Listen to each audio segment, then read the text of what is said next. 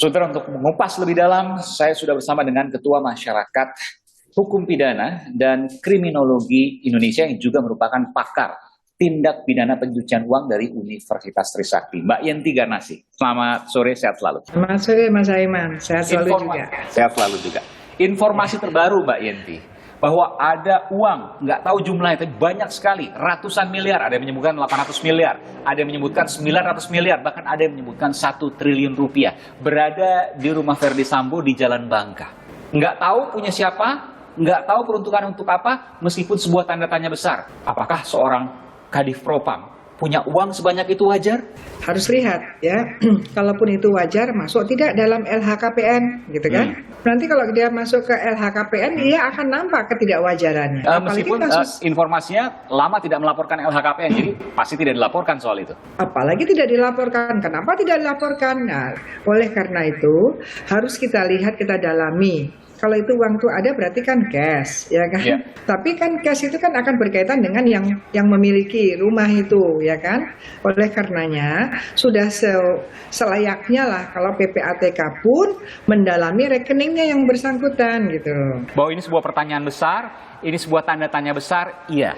Apalagi dikatakan disimpan dalam sebuah bunker di rumah keluarga Irjen Verdi Sambo yang sebelumnya dimiliki oleh orang tua dari Putri Chandrawati yang mungkin sudah namakan. Saya tidak tahu tentu soal ini, tapi yang jelas saya datang ke rumahnya, rumah itu terkesan memang masih ada penghuninya dan belum digaris polisi. Apakah perlu digaris polisi, Mbak Yenti? Kalau itu memang ada apapun yang masuk salah satu alat bukti di situ, sebaiknya ya seperti itu untuk mengamankan. Kalau tidak aman, salah loh nanti kalau hilang. Sebetulnya kan polis lain itu adalah suatu alat untuk negara, dalam hal ini penegak hukum polisi, untuk menjaga bukti-bukti yang ada di situ supaya tidak semua orang boleh masuk, supaya tidak ada kehilangan. Nah ini kan harus dipahami seperti itu. Bahkan bukan hanya soal uang, kabarnya juga ada barang bukti lain yang kemudian sempat disimpan dalam rumah tersebut. Tentu ini menjadi pertanyaan dan nanti tentu juga wajib ditanyakan ke pihak yang berwajib terkait sampai kasus di Duren 3 terulang yang kemudian terlambat menggaris polisikan di rumah tersebut.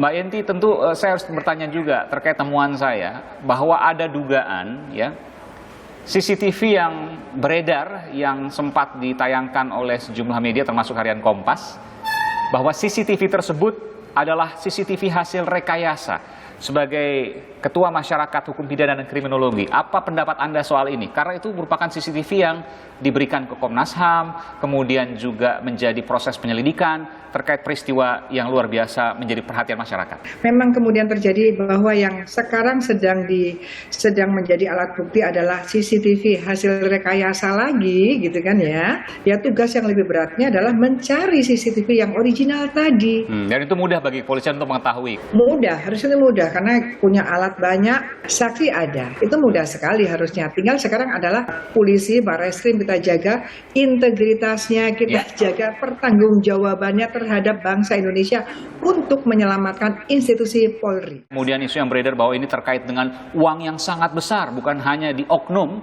internal kepolisian tapi juga mafia-mafia di luar sana. Ya iya, kan hukum equality before the law. Semua orang sama di muka hukum. Nah sekarang tinggal kita mau bagaimana nih terhadap praktek berhukum di Indonesia. Itu dikembalikan kepada kita melalui penegak hukumnya dan melalui kemauan politik dari pemerintahan Pak Jokowi ini. Dan mekanisme anti pencucian uang, katakanlah PPATK, itu mampu untuk membongkar ini semua dan mengetahui ini semua? Mampu. Jadi PPATK itu nanti kan akan ada hasil analisis PPATK dan itu kemudian nanti diserahkan kepada Barreskrim dalam hal ini. Barreskrim itu yang akan lebih mendalami bahwa dari LHA dari PPATK tersebut itu kan nanti akan kemana-kemana sehingga justru Barreskrim akan mengembangkan. Siapa tahu ada orang-orang yang menerima atau mengirimkan dari catatan rekening koran atau bahkan cash itu menjadi tersangka-tersangka berikutnya. Ya supaya kita bersih betul lah.